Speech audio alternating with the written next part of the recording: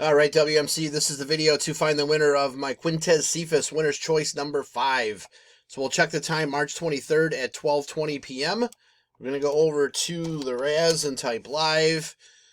We've got March 23rd at 12:20 p.m.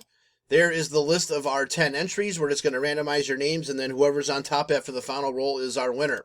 So we need a dice roll of 5 or higher. There's 9. All right, 9 times. Here we go. Come on.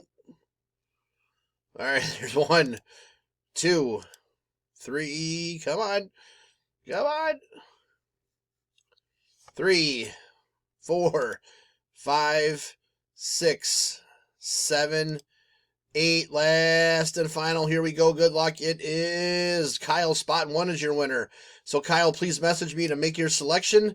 There is our verification code. Our timestamp, once again, March 23rd, 12:21 p.m. That's it, guys. Thanks.